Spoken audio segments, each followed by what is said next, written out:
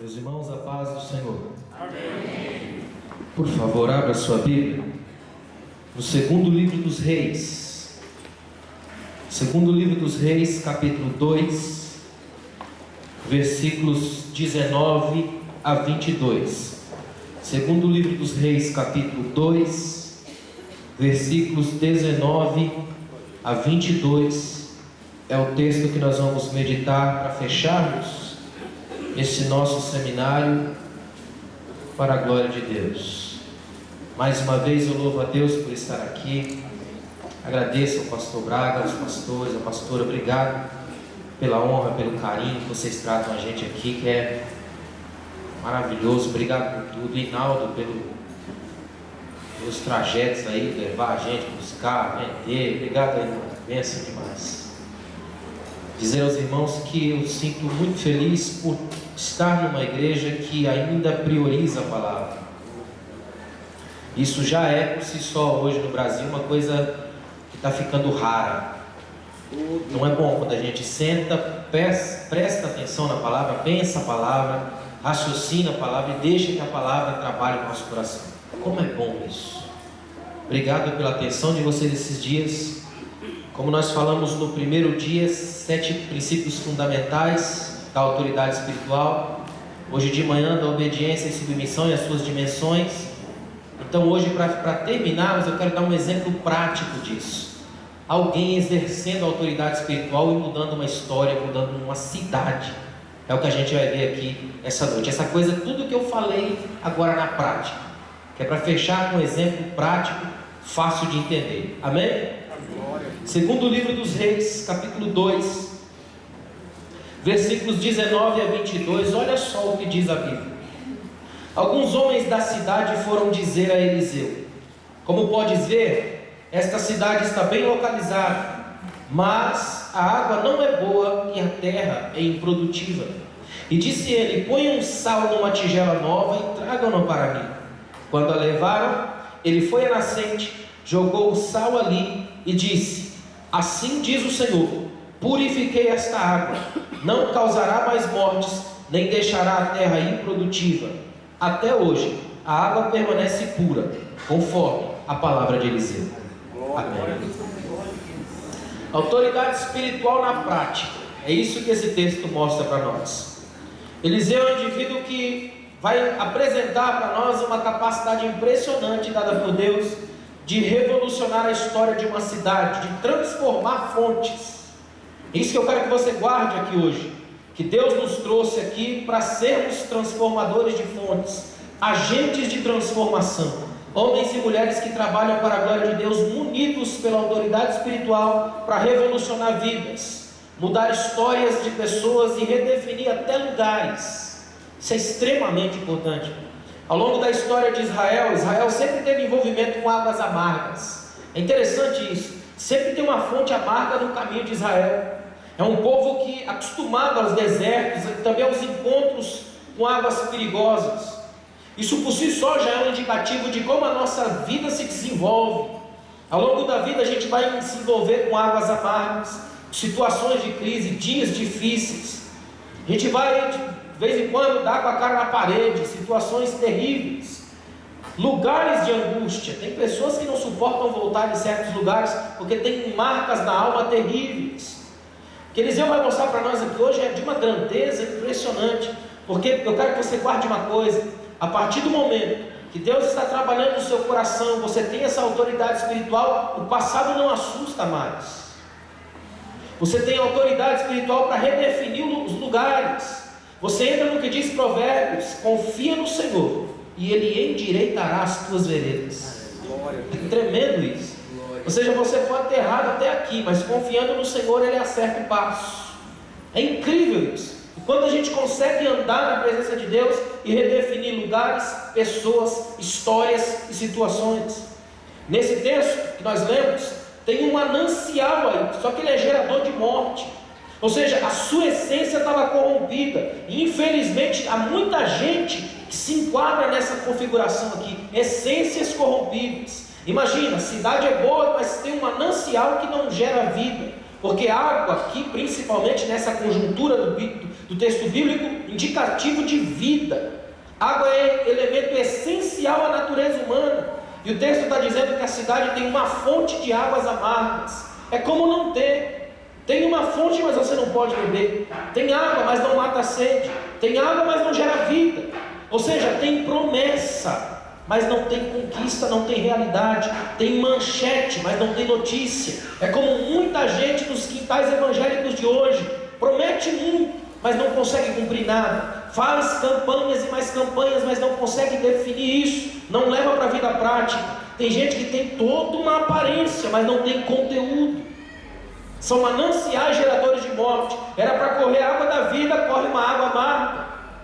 O que a gente vai ver aqui hoje é o quantos símbolos bíblicos desse texto podem nos mostrar e podem fazer com que a gente saia daqui hoje como homens e mulheres transformadores de realidade. Deus quer transformar essa igreja numa agência de transformação de vida, numa agência de redefinição de lugares, ressignificação da fé. A imagem do manancial por si só já fala de vida, de limpeza, de purificação. O que me intriga é a pergunta se ainda nós somos um manancial de vida ou se de decepções.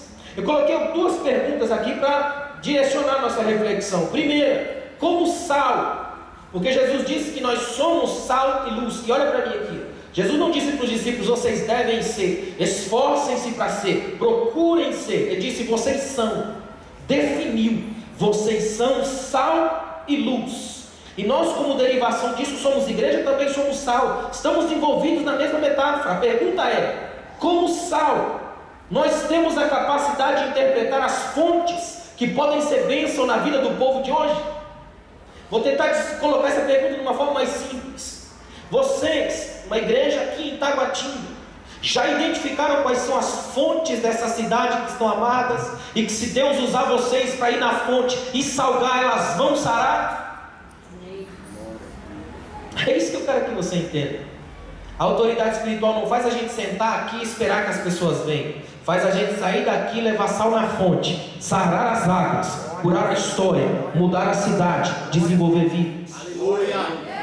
Uma das maiores tragédias de uma igreja é quando ela se acostuma a se reunir no mesmo lugar. É quando ela não tem vivência lá fora, não tem relevância. É quando ela não toca as pessoas na vida. É quando você é um cristão que ninguém sabe que existe lá no seu trabalho. É como se você fosse um espião da fé. Ninguém sabe que você é crente. Quando descobre, toma até um susto. Rapaz, o cara era crente. Que tipo de fonte é você? Mais ainda, se Deus pegar você como um sal numa tigela nova, que é um indicativo de natureza humana, se Deus pega você, a sua natureza, como um sal que Ele quer usar, você sabe dizer para Deus: Deus, tem uma fonte aqui nessa cidade que está com as águas amargas, mas me coloca lá que eu vou curar. Porque o sal que Deus quer usar aqui somos nós, eu e você. Sejamos aqui homens e mulheres da cidade, que tocam a cidade, que mudam a cidade. Crente geralmente reclama demais da cidade. Cidade tem bandido demais, tem prostituta demais, tem drogado demais, menor abandonado demais. São fontes. Onde está o sal da igreja? Capaz de sarar as fontes, trazer vida, autoridade espiritual, que define que esta terra será uma terra diferente, sarada, curada, tocada, porque nós estamos aqui. Segunda pergunta: ainda somos uma comunidade da transformação? Ou somos uma comunidade acomodada? Escuta uma coisa: fé que acomoda, não incomoda. E tem muita gente com uma fé da acomodação. Ela não incomoda, não faz diferença, não toca vidas, não mexe nas pessoas. Quer ver uma coisa? Principalmente as irmãs, quando você está cozinhando e de repente você corta o dedo assim, bem fininho com a faca, sabe qual é? Se cair um pouquinho de sal lá dentro, o que acontece? Arde demais. Esse é o problema de muitas igrejas hoje. O mundo está chagado, a chaga aberta, e o sal não arde mais, porque ele se conforma em ser um sal de saleiro. Fé acomodada dentro do templo, porque no templo é fácil. Eu falo para vocês que vocês já me entendem. Evangeliquei, já conhece Bíblia, está tudo no esquema. É fácil aqui, difícil é lá fora. Difícil é marchar contra as águas amargas. Difícil é botar sal na fonte. É dizer para o povo que lá fora onde o bicho pega tem crente. Lá fora onde a fé é desafiada existe vida. É no ir e vir da vida que Deus quer usar você. A autoridade espiritual não se usa na igreja, se usa na vida, no meio do povo, andando com as pessoas, recebendo notícia ruim. Sabe o que me encanta em Eliseu? Ele entra na cidade, está de cara com uma notícia ruim. É como se alguém comprasse o pior jornal e trouxesse para ele. Ele entra na cidade, o indivíduo já chega e fala: a cidade é legal, mas tem água ruim aqui. Já vem com notícia estranha. Eu coloquei, separei algumas coisas para a gente refletir à luz desse texto, para a gente entender isso. Que isso aqui é fundamental. Primeiro, a autoridade espiritual carece de discernimento. Não tem autoridade espiritual sem discernimento. Eu falei do discernimento aqui hoje, né? Do nariz que sente a fragrância. Hoje ou foi ontem, né? Sabe o que eu quero que você entenda? Esse tipo de discernimento na prática é interessante. É o que aconteceu com Eliseu aqui, ó. Nós não podemos nos iludir com a aparência das fontes. É preciso discernir quais são as fontes de morte e as fontes de vida. Quem chegasse nessa cidade aqui e olhasse a fonte achava linda, só que as águas não prestavam, amargas, salobras, não dava para tomar. O que adianta ter uma fonte bonita, que jorra, que vira cartão postal, se ela não traz vida? Os indivíduos da cidade vão ter que mudar. O que adianta ter uma cidade fantasma, erguida em torno de uma água que não funciona? Imagine que se as águas termais de Caldas Novas acabam, o que sobra da cidade? O que adianta ter águas bonitas se a cidade não vive, se não tem pulsação, se não tem vida? O que adianta ter uma igreja grande se ela não tem vida? O que adianta cantar bem se não tem vida? O que adianta pregar muito se não tem vida? O que adianta ter terno gravata, ser pastor se você não tem vida? O que adianta ter uma credencial se não tem vida? Se não tem vida, você não serve ao Deus da vida, porque Deus é Deus de vivos e não de mortos. Glória a Deus!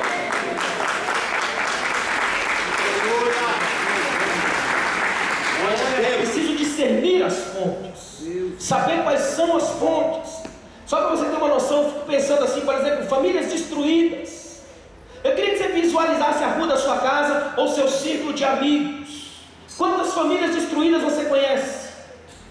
Sabe qual é o nosso grande erro? A gente fica sempre insistindo para o indivíduo vir para a igreja. Ele não consegue nem andar, quanto mais vir aqui. Ele não precisa vir literalmente aqui agora, porque você é sal e pode ir lá. Glória a Deus. Famílias destruídas são fontes que precisam de restauração. Eu coloquei algumas aqui, ó, igrejas mortas. Quantas igrejas mortas nós temos no Brasil, que vivem numa loucura? A igreja cresce, até enche, tem movimento, mas não tem vida. Você tem a nítida sensação de que Jesus passou ali faz muito tempo. Igrejas que insistem em viver de movimento porque já não se conhecem como essência. Igreja que tem evento, mas não tem avivamento, causa impacto, mas não gera transformação. Famílias mortas, igrejas mortas, são fontes de águas amargas. Tem mais, os marginalizados da sociedade, gente estranha que bagunça as nossas festas, bêbados que atrapalham o culto, mendigos que se encostar na gente, suja a gente. São fontes de águas amargas. E eu e você como igreja somos sal. A autoridade espiritual não é para ficar berrando daqui, é para entrar lá, tocar sal na fonte, mudar vidas, abraçar gente, transformar histórias. Glória a Deus. É você olhar na sua família e dizer: tem casamentos quebrados na minha família? Tem, mas a partir do meu casamento essas famílias vão se restaurar, porque meu casamento vai ser o sal que Deus vai colocar na fonte aqui e fazer todo mundo querer ter essa água. São fontes que perderam sua essência.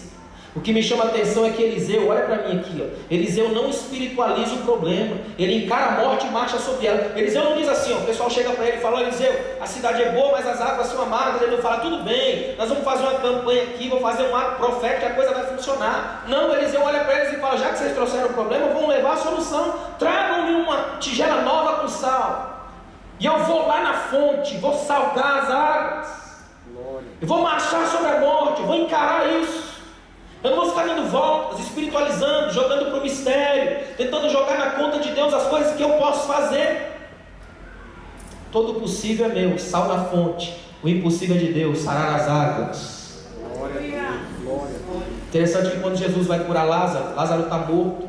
Jesus chega na porta do túmulo. Sabe o que é incrível? Jesus pega, a primeira coisa que ele faz, ele chora. Porque ele está vivendo um momento, ele perdeu um amigo, está sentindo a dor, é sensibilidade divina. Aí sabe o que é mais incrível ainda? Olha para mim aqui, olha que coisa linda. Em nenhum momento Jesus tratou Lázaro com as categorias de morto. Até as irmãs dele trataram, mas Jesus não. Jesus não chamou assim, me diga onde vocês colocaram o corpo. Ele diz, onde vocês o puseram. Não é corpo. Quando ele vai gritar, ele diz o defunto, morto. Ele diz, Lázaro, tirem a pedra. As irmãs falam, não, está morto, cheira mal.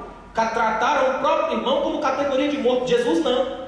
Tratou como categoria de amigo. Sabe por quê? Jesus não é um mágico, intruso, milagreiro que chega na hora do cemitério para pousar de autoridade. Jesus é um amigo que chega no cemitério porque antes tinha relação com o morto. Jesus chama, Lázaro sai para fora. São 2 milagres. O primeiro, ele está morto lá dentro, todo enrolado de faixa, o rosto coberto de pano. Ouvir a voz de Jesus, ficar de pé e sair. Isso aí já é milagre, é ou não é? Todo amarrado, com faixa, com pano, sair já é milagre. Outro é ele sair da morte para a vida, é milagre.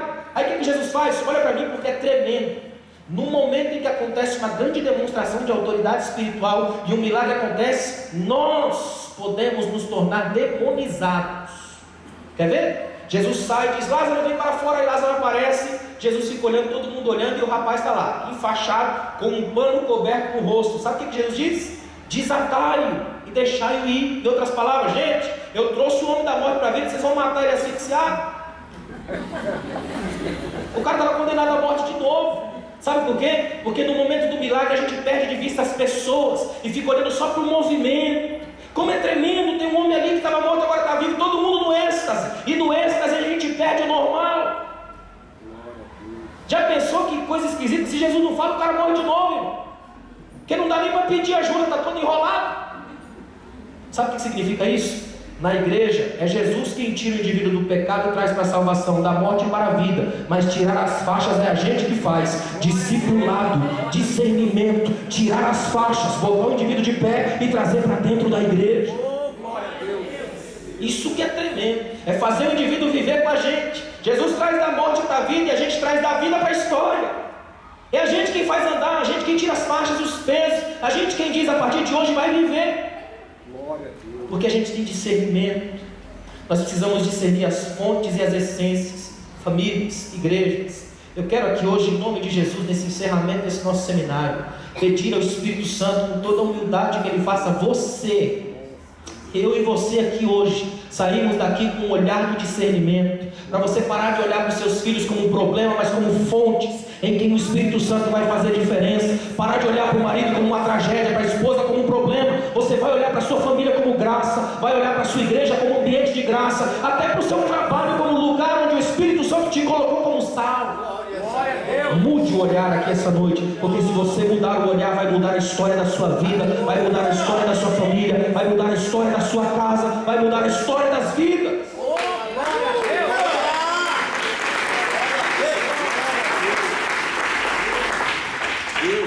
Irmãos, é tão importante entender isso. Sabe por quê? Se a gente não entende esse olhar, essa mudança do foco, o que vai acontecer é que a gente vai olhar sempre com o olhar do problema. Em João capítulo 9 tem um texto que para mim é extraordinário. Jesus está chegando e tem um cego, e a Bíblia faz questão de colocar que ele era cego de nascença, ou seja, desde que ele nasceu ele nunca viu nada. Aí a Bíblia diz, Jesus passando viu, já é tremendo. Porque o indivíduo que é cego de nascença e está acostumado a pedir esmola, de cego ele também fica invisível, porque todo mundo passa e já não vê, mas Jesus viu. A Bíblia diz, Jesus passando viu. Que tremendo, só Jesus consegue distinguir os invisíveis. Aí quando Jesus viu, os discípulos também viram, só que o olhar dos discípulos é radicalmente diferente do olhar de Jesus. A Bíblia diz que Jesus viu, e os discípulos, quando viram, a primeira coisa que fizeram foi uma pergunta que incomodou eles: Senhor, quem pecou para que ele nascesse assim? Ele ou os pais? Olha que coisa maligna. Os discípulos que não assumem que o homem pode ter nascido cego, simplesmente querem ver algum lapso de maldição, querem sentir que o indivíduo é demonizado para que eles possam dizer, nós somos melhores do que eles. É gente que enxerga o outro com o olhar do problema, é gente que te vê como a ovelha negra da família, como uma pessoa que vai dar problema, com aquele que ninguém dá nada. O que mais tem na igreja é gente que é taxado pelo olhar da crise. Sabe o que Jesus faz? Jesus olha para eles e diz assim, nem ele pecou, nem seus pais, ou seja, é um santo cego. Nem ele pecou, nem seus pais, mas ele nasceu assim, para que se manifestasse nele as obras do Pai. Olha o que Jesus fazendo. Jesus está olhando para os discípulos dizendo assim: não entendi qual é a lente que vocês colocaram para olhar para ele. Estão olhando para ele com a lente do problema, de um problema teológico, de uma coisa difícil. Eu não, eu enxergo nele um olhar especial da graça. Esse menino nasceu assim para que o Espírito se mostrasse nele. Ele é melhor do que vocês. Sabe por quê? Porque o olhar de Jesus não enxerga o que você acha que é, mas aquilo que Deus sabe que você é. Sabe por que você está aqui hoje vivo? Porque o Espírito Santo nunca te perdeu de vista.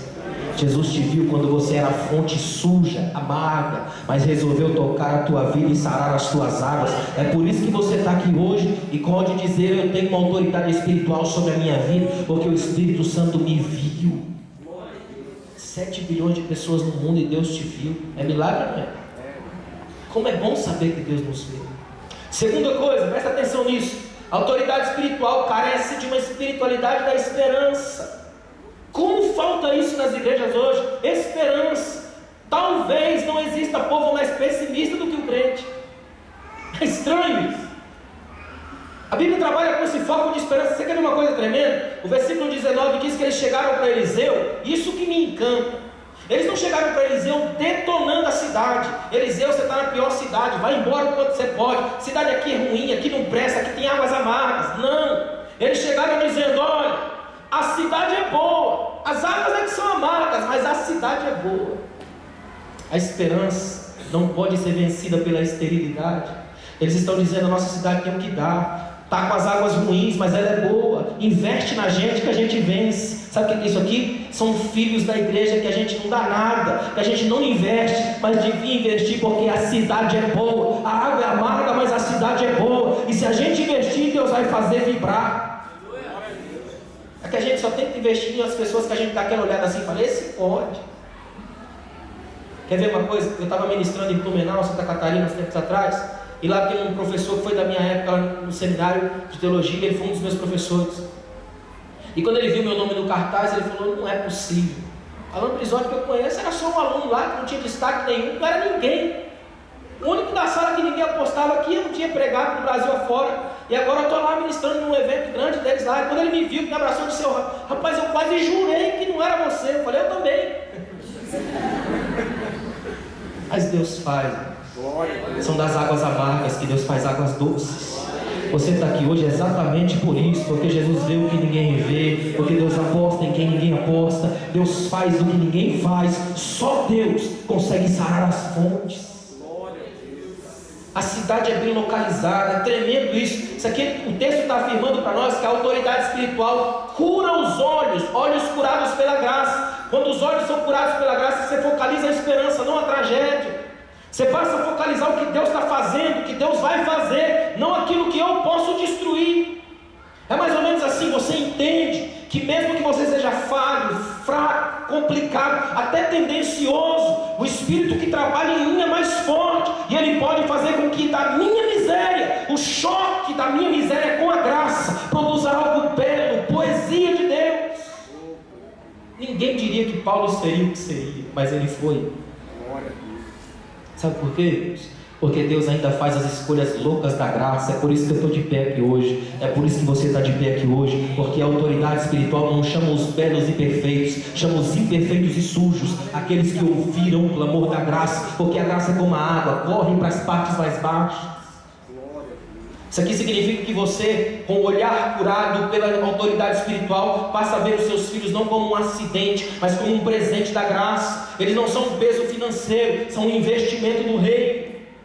Quando os seus olhos são curados pela graça, você passa a ver os velhos da igreja não como material de asilo, mas como sábios professores da vida. Você passa a ver certo pelas lentes da graça. Você já não joga ninguém fora. Você sabe que em qualquer lugar Deus pode arrumar um Josué para você. Você não joga ninguém fora, porque você sabe que de qualquer lugar vem alguma coisa grande, e a graça de Deus sabe trabalhar nos pequenos. Davi, por exemplo, tem uma coisa em Davi que me encanta demais. Olha para mim aqui, ó. Davi começa a ser caçado por Saul. Saul quer matar ele. O que ele faz? Ele foge para o único lugar que ele conhece, que são as cavernas do deserto. E ele vai para um lugar chamado Caverna de Adulão, um lugar tão terrível, que é cheio de labirintos. Até hoje os guias turísticos de Israel evitam o lugar, de tão terrível que é. Mas Davi vai para lá. E a Bíblia vai dizer que Davi se encontra na caverna com 400 homens. E a Bíblia coloca o currículo deles, olha só: amargurados, abatidos de espíritos, oprimidos e endividados. 400. Imagina conviver com 400 homens desse naipe aí. E a Bíblia diz que a congregação ainda cresceu, depois chegou a 600. Está aí uma igreja que eu queria ver algum pastor se candidatar para pastorear. 600 homens amargurados, abatidos de espírito, endividados e oprimidos. Será que as conversas eram boas?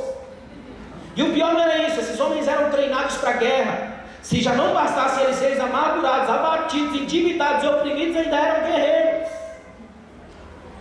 Só que esses homens, a Bíblia diz que Davi se fez chefe deles. Ninguém queria eles, exilados da sociedade, jogados no canto, vistos como águas amargas. O que Davi fez? Eu quero, me dá eles.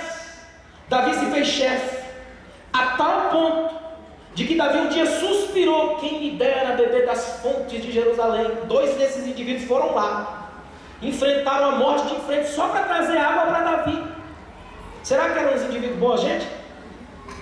Os homens complicadíssimos, tropa de elite do mal. Davi chama eles, transforma esses homens em guerreiros da graça, homens de Deus. É incrível isso. Sabe o que é mais lindo? No final da vida, a Bíblia vai colocar que mais uma vez houve guerra entre Israel e os filisteus. Chega a ser até uma delicadeza divina. A primeira vez que Davi aparece no cenário nacional é numa guerra contra os filisteus. Na verdade, contra o filisteu, que era Golias. Golias está lá de pé, aquele monstro. Davi vai lá, vence ele. Incrível que quando Davi vence, seu nome se projeta na história. O tempo passa, Davi vira rei, aquela coisa que todo mundo sabe. Vai para a guerra. Agora vem o arauto de Israel e dá um brado. Mais uma vez, guerra contra os filisteus. E Davi vai. Até porque da última vez que ele não foi, não prestou. Ficou dando volta no palácio, viu Betseba, pecou. Falou: agora eu vou. Só que agora ele está velho. O cabelo que era vermelho agora está branco. No lugar do músculo, a pele é flácida. Porque o tempo denuncia que o guerreiro se foi. Porque guerreiros não duram para sempre. Tudo que é novo hoje fica velho também. A Bíblia diz que ele vai para a guerra, levanta a espada, abaixa a espada. A Bíblia coloca assim, ó: Davi se cansou, ponto. Que coisa linda, imagina Davi cansado, levanta a espada, abaixa a espada, cansa. Aí a Bíblia diz que ele para num lugar, e tem um homem no meio da guerra chamado Isbi-Benob, e a Bíblia coloca lá: dos filhos do gigante, ou seja, um parente distante de Golias. É um indivíduo que olha no meio da guerra e fala: não acredito, Davi desprevenido, e ele tem uma espada nova, e a Bíblia diz que no seu coração intentou matar Davi. Sabe o que ele pensou na hora? Hoje é meu dia de sorte, os deuses da guerra conspiram a meu favor, vou virar um poema, vou ser cantado nas canções, o homem que derrotou Davi e ainda vingou Golias, vou ser o herói dos filisteus. E ele vai para cima. Irmão, Davi seria morto sem nem ver. Só que aí a Bíblia diz que vem Zeruia. Sabe quem é Zeruia? Um daqueles 400 endividados, amargurados, que ninguém dava nada. Ele entra entre Davi e o rapaz, mata o rapaz. Os guerreiros de Davi se juntam em torno dele e a cena é linda. A Bíblia diz que eles olham para Davi e dizem: nunca mais sairás conosco a peleja. Só que eles não param a frase aí. Eles terminam dizendo: para que não apagues a lâmpada de Israel. Brilha lá que a gente bate aqui. Você ilumina, a gente bate. Você já não é guerreiro, é lâmpada. E nós somos os guerreiros. E o equilíbrio faz isso. Quando você bate, você brilha, a gente bate. Em outras palavras, a igreja não é um ambiente de guerra de sexos e de idade, é um ambiente de equilíbrio. Quanto mais velhinhos estiverem por aqui, melhor. Lâmpadas acesas para os jovens poderem brilhar e bater e vencer, porque a igreja é um ambiente de equilíbrio de gerações. Glória a Deus. Como é bom quando a gente aprende isso. Aí não preciso mais de uma escatologia do desespero, mas de uma crença que ama e que molda o futuro. O que é interessante desses rapazes é que eles chegam para Eliseu já com esperança nos olhos. Primeiro, tem um profeta na nossa terra. Segundo, dá para dar uma notícia boa antes da ruim. A cidade é boa, mas as águas são amargas. Como Deus gosta de ver seu povo chegar a Ele pelo viés da esperança. É a esposa que ora tantos anos pelo marido e não desiste, porque sabe que Deus muda situações e corações. É o esposo que ora tantos anos pela esposa e não desiste, que ora pelo filho, que ora pela filha. É gente que investe. E sabe qual que é o resultado? É você andar por esse Brasil afora vendo homens e mulheres que ninguém dava nada e que hoje ministram, pregam, cantam, dão resultado na fé, trabalham para o reino, Glórias a Deus. Resultados práticos de uma autoridade que muda a vida. A igreja é tremenda por isso. Na igreja você tem gente assim que você não dava nada. Gente lá fora que não era capaz nem de falar. Chega na igreja e se coloca diante de uma multidão. Porque o Espírito vai trabalhando, as fontes vão sendo transformadas. Eu quero que você saia daqui com isso na sua mente hoje. Uma espiritualidade da esperança é produto definitivo da autoridade espiritual. Quem tem autoridade espiritual não tem pessimismo. Eles sabem que o Espírito trabalha dentro da realidade dele e pode fazer o melhor. Glória a Deus. O que Deus quer de você não é que você seja perfeito, é que você melhore sempre. É que você cresça todo dia. Quando o Espírito Santo age num homem, ele se transforma em melhor pai, melhor marido. Ele se transforma num melhor homem na história, nos negócios. Ele não faz caixa dois, ele não faz pilantragem, politicagem, malandragem. Porque ele sabe que o Espírito está trabalhando no coração dele para que um dia ele permaneça como testemunho na história e todo mundo saiba que andar com Deus restaura o coração e a vida. Ande com Deus. Amém? Glória a Deus. Terceiro, autoridade espiritual também tem a ver com a inteligência que traça planos de bênçãos. Sabe traçar planos de bênçãos. Olha que coisa interessante. Sabe o que Eliseu faz aqui? Ele bota sal na fonte, não nas margens. É interessante isso. Os homens chegam para ele e falam: a cidade é boa, mas as águas são ruins. Ele pega, pede uma tigela nova com um pouco de sal e vai para a fonte. Atinge a essência, o problema atingido na essência, mirar o essencial, não o acidental, o miolo, não a casca. Ele ir atrás da máscara, ele enfrenta a raiz do problema, ele enfrenta a causa, não o que aconteceu depois. Alguém que encara o problema, sabe o que é isso, não fica dando desculpas teológicas impressionantes para deslizes terríveis. A gente tem essa mania de fazer isso, de dar nomes bonitos para problemas terríveis. Já viu gente que faz isso? Conta-se que um mestre, ele chegou na sua tribo, e quando ele completava, segundo a lei da tribo, 80 anos, ele tinha que no dia do aniversário escolher o seu sucessor. Então no dia do aniversário dele, vai completar 80 anos, ele chama 12 dos seus discípulos mais proeminentes e diz o seguinte: hoje eu vou escolher dentre vós o meu sucessor. E tinha uma mesa vazia na frente. Ele disse: eu vou atrás dessa cortina, vou pegar um problema, vou trazer um problema, colocá-lo sobre a mesa. Aquele dentre vós que eliminar o problema será o novo líder. Então o mestre sai, quando volta, vem com um vaso de porcelana chinesa, dinastia Ming, extraordinário, caríssimo, obra de arte, coloca no meio da mesa, põe umas flores dentro do vaso, aí dá uns passos para trás, aponta e diz: eis aí o problema.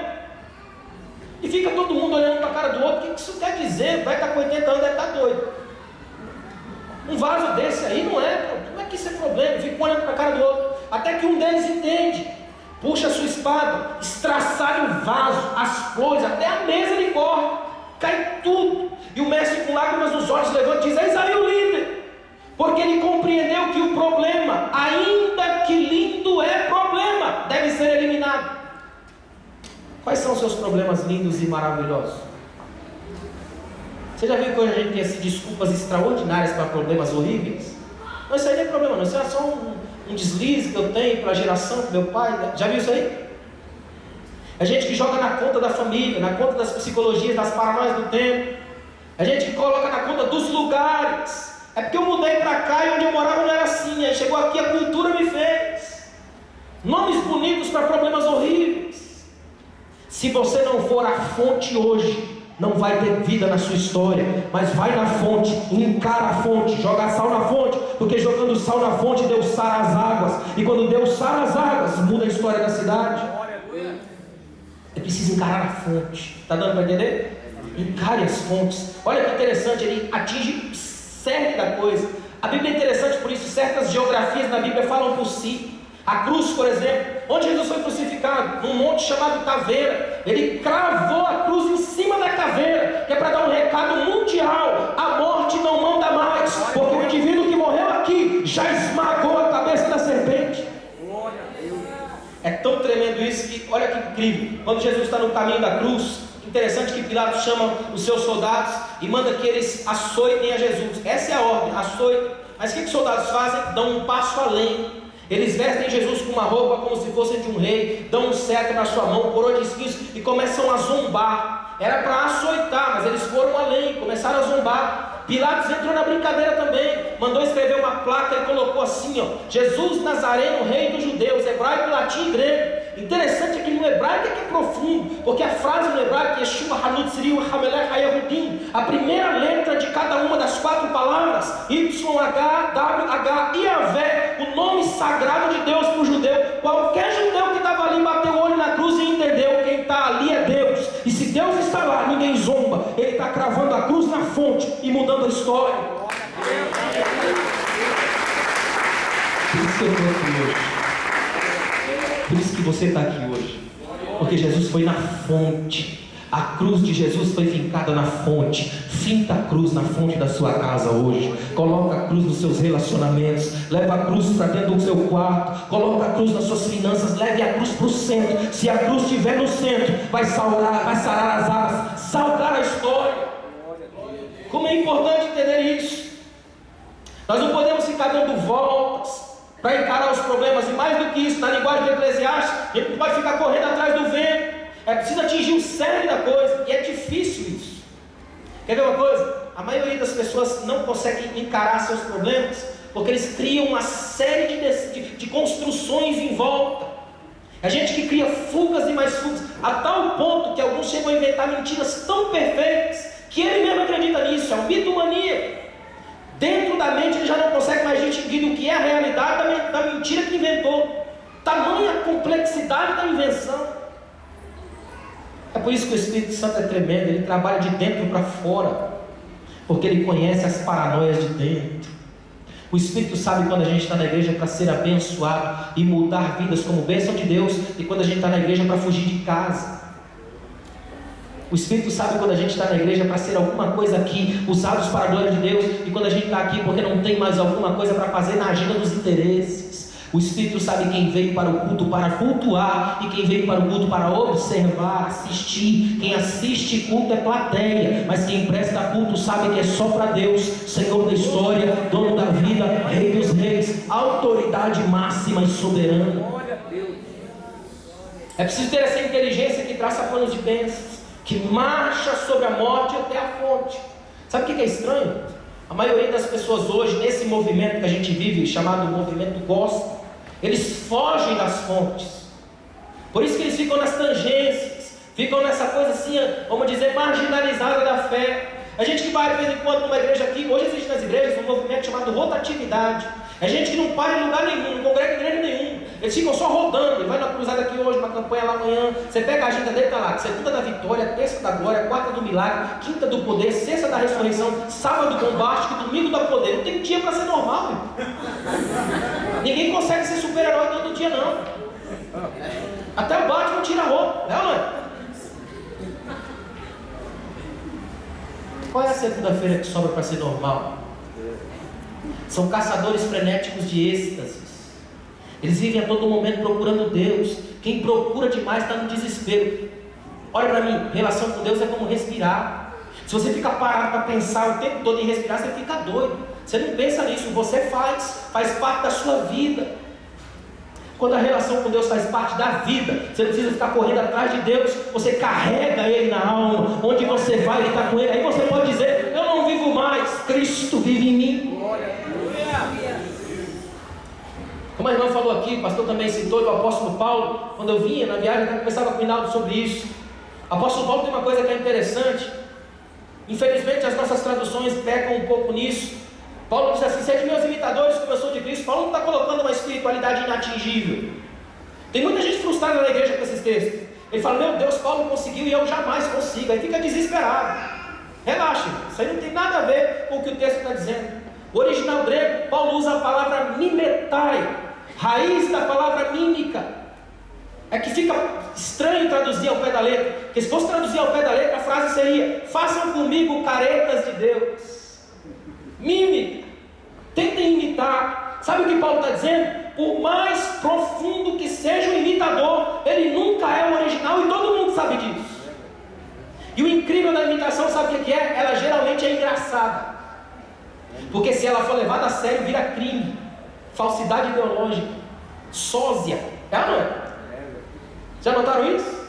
O que Paulo está dizendo é o seguinte, gente, eu sei que as minhas caretas de Deus não são Deus, mas eu estou tentando imitá-lo, porque quanto mais eu tento imitá-lo, mais eu percebo o quanto Ele me ama, deixando estar comigo a sua imagem e o meu rosto revelar a sua glória.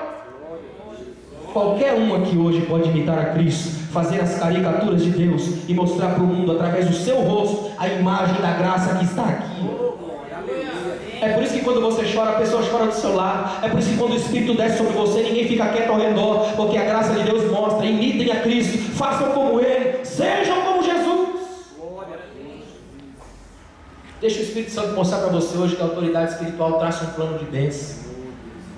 Quarto, olha que tremendo. Na autoridade espiritual nos ensina que nunca vai faltar fontes precisando de transformação. Nunca vai faltar fontes que precisam de transformação. Eu quero que isso fique guardado, gravado na sua vida. Não faltam fontes. Pessoas também representam fontes. A Bíblia vai mostrar, por exemplo, o gadareno, um homem endemoniado, que Jesus entra na cidade e muda a história dele. A mulher samaritana. Sabe o que é interessante da mulher samaritana? Eu queria redefinir algumas coisas com vocês aqui. A mulher samaritana é uma mulher, o que tem de gente que chama ela de prostituta, coisa que ela não era. Sabe quem era a mulher samaritana? Uma mulher à frente do seu tempo. Aquela mulher, para vocês terem uma ideia, a Bíblia diz que ela teve 5 maridos. Porque naquela época quem dava a carta de divórcio era um homem, e por motivos bestas. Para vocês terem uma ideia, existem documentos históricos que mostram maridos que deram carta de divórcio porque a esposa não cozinhava bem ou queimou a carne. Por isso que Jesus disse, para a dureza do coração de vocês é que foi instituído o divórcio. Interessante isso. Jesus diz, no começo não era assim, mas pela dureza do coração veio. Sabe por quê? Porque os maridos davam carta de divórcio. Por que ela teve 5 maridos? Porque teve 5 homens que não suportaram viver com uma mulher inteligente. Naquela época, as mulheres não sentavam para conversar com os mestres. Ela senta e discute com Jesus no mesmo nível. Ela fala, quem é você que está sentado no posto do qual bebeu nosso pai Jacó? E naquela cultura daquele tempo, com homens terríveis como aqueles, jamais suportaria uma mulher que debate, que conversa, que levanta e impõe sua opinião. Uma mulher exército que aparece e os homens tremem, a tal ponto dela descer na cidade e pelo testemunho dela todo mundo crê. Uma mulher que os homens amavam, mas não suportavam. Daí dava casa de divórcio. Mulher à frente do seu tempo. Jesus é capaz de sentar com essa mulher e mudar a história dela. Sabe como é que ele muda a história dela? Ele olha para ela assim, olha que tremendo. Jesus está lá sentado, começa uma conversa, daquelas conversas assim que você não sabe direito onde é que vai dar. E aí do nada Jesus olha para ela e invade a intimidade dela. Eu gosto muito quando Jesus é clandestino. Sabe Jesus irritante que você não pede, ele entra? Jesus olha para ela e fala assim, vai lá chamar seu marido e vem aqui. Ela podia falar, não vou não. Por isso que não pode conversar com o judeu, é só conversar e já vem com tudo. Não te conheço. Mas alguma coisa ela viu nos olhos dele que ela disse assim, eu não tenho marido. E Jesus olha para ela e diz, você disse a verdade. Porque você teve 5 e o que tem agora não é teu marido. Jesus começa a conversar com ela e diz para ela assim, ó, eu sou o Messias, eu que falo contigo. Abertamente, em público, é a primeira mulher na Bíblia a quem Jesus se declara Messias. Nem para os discípulos ele se declarou Messias, mas para ela sim. Sabe por quê? Porque quem diz a sua verdade suja para Deus, recebe a verdade limpa de Deus de volta. Com Deus é na base da verdade. Conte a sua verdade para Deus. Não dá para enganar Deus. Ele conhece a fonte. Por isso que o sal vai na água e salga. Verdade, jogo limpo diante de Deus. Deus conhece a nossa ficha suja, sabe quem somos. Não dá para enganar Deus, para disfarçar, para dançar essa dança estranha daqueles que fogem pela tangente. Com Deus você está sempre de cara. A Bíblia vai dizer que a mulher do fluxo de sangue foi procurar Jesus de costas, encontrou ele de frente. Não tem como fugir de Jesus. Glória a Deus. Sabe o que é mais interessante? Essa mulher, uma mulher à frente do seu tempo, uma mulher tocada por Jesus. E é uma mulher que consegue fazer literalmente um milagre. Jesus não opera milagre na região dela, mas pelo testemunho dela muita gente crê. Olha que incrível, uma mulher que foi capaz de ter uma palavra mais forte do que imagens e milagres. Sabe o que Deus está dizendo disso? A autoridade espiritual genuína não é o quanto eu consigo manipular poder, é o quanto eu consigo me entregar de verdade a Deus, para que em Deus eu possa ser usado para mudar a vida de alguém. Olha que coisa interessante, o filho pródigo, por exemplo, também é alguém que que é uma fonte terrível. O indivíduo chega em casa e fala para o pai: eu vou embora, eu quero a minha parte dos meus bens. O que era ofensivo na época, visto que o pai só repartia herança quando morria. E sabe o que a Bíblia diz? A Bíblia tem um detalhe lá que pouca gente percebe. O texto bíblico diz assim, que não muito tempo depois, o filho mais novo juntou tudo o que tinha e partiu para uma terra distante. Olha que estranho. Ele fere o coração do pai, ele pega o dinheiro dele e continua na fazenda como se nada tivesse acontecido. Depois de um tempo é que ele resolve partir. Como muito crente que está na igreja, recebe milagre, recebe bênção, mas não tem nenhuma relação com Deus. Ao primeiro problema ele abre a porta da fazenda e vaza.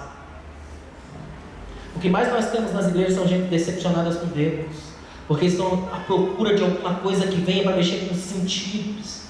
Tem gente que ele é milagromaníaco, viciado em milagre. Ele tem que ver alguma coisa acontecer na igreja, nem que seja arrepiar. Sabe, gente que é viciado no arrepio, tem que acontecer alguma coisa, senão não tem poder de Deus. Você quer ver um milagre? Pega uma irmã que está do seu lado um espelho emprestado. Se você está vivo e de pé hoje, você é milagre. Está respirando, você é milagre. As funções estão funcionando no corpo, você é milagre. Seu cérebro está processando informações, é milagre. Está me ouvindo, raciocinando, entendendo, é milagre. Glória a Deus. Você é um milagre da graça. Eu sou um milagre da graça. Amém. A igreja é um milagre. Irmãos, quer milagre maior do que esse? Você está num lugar onde tem gente de várias formações, é gente que vem de fora, gente de outros estados, gente que tem formação, gente que não tem formação, gente que compreende profundidade, gente que não compreende profundidade, gente velha, gente nova, todo mundo sentado aí, um único rapaz com a Bíblia aberta pregando a mesma palavra, ela atinge todo mundo, vai todo mundo curado para casa. É ou não é milagre? Glória a Deus. Porque só Deus conhece cada um que está aqui, ó. Deus sabe a fonte que você é e o sal que você é, e Ele pode e deve usar isso para a sua glória. Glória a Deus. Do ponto de vista desse texto, sal é a identidade e a palavra é a autenticidade. Olha o que Eliseu faz: joga sal e não para aí, joga sal e diz: sarei estas águas, diz o Senhor. Ele une o sal e a palavra. Sal é identidade, palavra é autenticidade. Versículo 21 dá essas duas dimensões unidas, o sal e a palavra. Isso sinaliza para a transformação do ser e do ter, é gesto e presença. É a igreja que fala e faz, que prega e vive, que tem autoridade de palavra e autoridade de vida. É sal e fala, é isso que é a igreja. Oh, glória a Deus. Porque não adianta ter uma autoridade espiritual da palavra, mas que não se sustenta quando desce do púlpito. Não adianta ter autoridade espiritual da palavra, mas que desvia quando chega na faculdade. A autoridade espiritual é essa que joga sal na fonte e avisa: eu sarei essas águas, diz o Senhor, porque em mim estão unidas a vida e a palavra, o ato e o fato. É muito sério isso, porque se você for sal sem palavra, você tem um projeto impressionante, mas não salva. Se você for palavra, mas não sal, você é impactante, mas não transforma. Tem que ter os dois: palavra e vida. É por isso que nós temos tantos filhos desviados, porque veem seus pais serem apenas sal, mas não tem palavra, ou tem muita palavra, mas não tem sal, porque vivem uma espiritualidade que só existe na igreja, mas que não tem vivência em casa. Quando isso acontece, gera um estado de contradição, de filhos que não conseguem entender por que existe tanta glória na igreja, e essa glória não atinge as relações, não muda a vida, não trata a língua, não toca o coração. Mas quando a palavra toca o lado da vida, da alma, do coração, da história, muda tudo. Existem fontes hoje que clamam por transformação. Eu quero encerrar esse nosso seminário com uma palavra para você. A autoridade espiritual que Deus te deu não é para sair por aí jogando palavras ao vento. O que existe na igreja hoje é quase uma espécie de poção mágica, abracadabra gospel. Que ele fala assim: eu determino que você vai ter uma bênção. Não vai não. Eu não sei de onde é que a gente aprende essas coisas. Porque não é o eu determinar. Primeiro que eu não faço nada. Eu não faz, eu não determino. Essa coisa indígena não funciona na igreja. Aqui quem faz é Deus. E se Deus não quiser fazer, ninguém faz. Igual de vídeo para mim, pastor, nem pregar na quinta da vitória. Eu fiquei pensando: e se Deus não quiser dar vitória na quinta? Quem é que vai fazer Deus dar vitória na quinta? Deus faz se Ele quiser, Deus vem se Ele quiser, Deus honra se Ele quiser. Ele é Deus sem mim. Glória a Deus. Não precisa de mim. Glória a Deus. É muito sério isso. A gente precisa aprender a olhar a vida com esse olhar limpo dessas palavras religiosas vazias. Mágica cristã. Profetiza agora que a sua vida essa semana vai ser uma bênção. Tomara que seja. Mas isso aqui não garante que a vida seja uma bênção lá fora, não. Você quer ver uma coisa? A unção de Deus desceu sobre Saul e ele virou outro homem, mas terminou a vida sem unção. O próprio Deus fez com que o servo de Abraão achasse a esposa do seu filho. O que aconteceu? Deu problema. Ela enganou o filho no lar. Porque unção não dá garantia e qualificação para a vida. Na vida você precisa todo dia permanecer fiel. É o que Jesus disse para os discípulos: querem estar comigo? Tome a sua cruz a cada dia e siga. Glória a Deus. Sabe por quê? Tem gente que faz esse positivismo gospel. Ele fala aquela coisa, por exemplo, ele detesta o irmão, mas ele fala: oh, abençoado. Isso é fingimento, isso não é glória.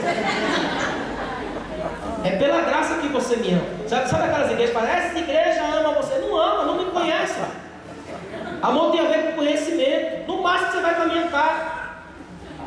É graça que trabalha no nosso coração para a gente amar o irmão. Se você chegar aqui agora e me perguntar: pastor, você tem orado por mim? Eu vou dizer: não te conheço. É cruel isso, quando a gente quer inventar uma espiritualidade que não conhece. Sabe aqueles indivíduos que falam: eu orei por ti esta madrugada, o cara estava roncando de madrugada, nem lembrava de você. A Bíblia diz que o Espírito testifica dos que são filhos de Deus. Eu não preciso vir aqui e fazer caras e bocas e coisas para vocês ficarem encantados comigo, porque o meu propósito nesta igreja nunca foi enganar vocês. Eu corro o risco de ser mal entendido com você e até você ficar com raiva de mim, mas eu prefiro que você fique com raiva da verdade do que compre um produto que eu vendo e não uso. Glória a Deus.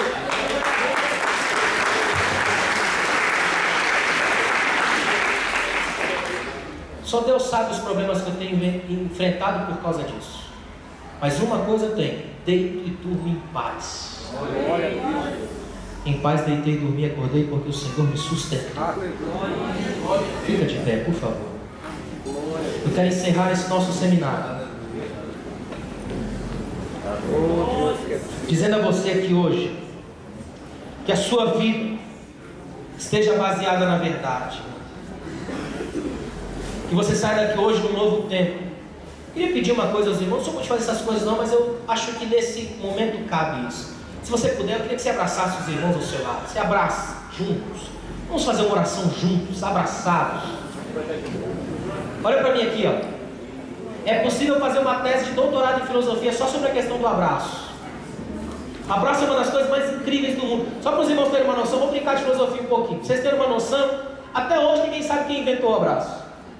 Se eram duas pessoas se segurando para não cair ou querendo cair juntas. Os rabinos dizem que o ser humano é um anjo de uma asa só. Por isso que quando você cumprimenta um amigo, bate nas costas, que é para ver se a asa está lá. Porque abraçados conseguem voar. Não é à toa que Jesus morreu de braços abertos. É convite ao abraço. Sabe qual é o nome do profeta que Deus enviou para Israel no pior período de Israel? Abacuque. Sabe o que significa isso? Abraço. Nosso problema é que às vezes a gente quer vencer na igreja pela força do braço, não pela força do abraço. E toda a igreja há braços. Nós estamos aqui para ser abraçados por Jesus. Glória a Deus. Que isso aqui não seja só uma coisa comum que acontece na igreja no meio das coisas. Que seja sal e luz, palavra junto. Que cada vez que você abraçar o irmão, perceba que ele te ama e você o ama. Irmãos, se esta igreja for unida, nada vai parar o avanço desta obra. Aleluia. Meu Deus. A muralha da China foi transposta ao longo da sua história muitas vezes, e em todas elas foi porque alguém subornou o guarda. Não deixe falhas entre os braços. Abrace. Permita que o Espírito Santo faça seu abraço curado. Jesus parou de pregar para segurar a criança no colo. Abraço. Quando Judas foi trair, Jesus usou uma imagem do beijo, afeto. E eu louvo a Deus que Jesus não permitiu que aquilo virasse uma imagem do outro. Você já pensou se Jesus não curasse aquilo? Até hoje, toda vez que você fosse beijar alguém, era um sinônimo de traição. Mas Jesus diz: amigo, é com um beijo que você me traz. Do que ele chama de amigo, ele cura o beijo, porque o beijo era coisa de amigos. Permaneceu uma imagem do afeto. Permaneçam abraçados. A autoridade espiritual significa estar juntos nos mesmos braços, nos mesmos caminhos. A coisa mais linda aqui hoje é que toda e qualquer pessoa que está dentro desse culto aqui, assim que nasceu, foi parar nos braços de alguém. E esse alguém hoje é nosso Pai, que vai te abraçar essa noite de uma forma tão tremenda, que você vai sair daqui transformado, para sagrar, salgar e mudar fontes, em nome de Jesus. Oh Senhor Deus, eu só tenho palavras de gratidão, porque é o Senhor quem sara as fontes, é o Senhor quem sara as feridas, é o Senhor quem toca a profundidade da vida. Ah, Espírito Santo, obrigado, porque aqui hoje estou entre irmãos, entre amigos, e abraçados nós te pedimos, abraça-nos também, porque quando os teus braços nos envolvem, nada mais faz sentido fora da tua presença. Sentir o teu coração pulsar perto do nosso é muita glória, muito milagre, é muita honra. Livra-nos de uma espiritualidade solitária, que não se experimenta na comunhão, na vida. Que nós tenhamos autoridade espiritual genuína, aquela que é feita pelos humildes abraçados que caminham para a vida. Autoridade espiritual genuína, aquela que é feita de gente que se ama, que caminha para a glória de Deus, que assim como Pedro eu disse ontem, Pai, serve porque a tua causa é maior, porque te ama em última instância acima de tudo. Não deixa ninguém sair daqui sem ser abraçado por ti. Eu só tenho palavras de gratidão, em nome de Jesus. Amém? Abraça umas 57 pessoas. Obrigado. Deus abençoe.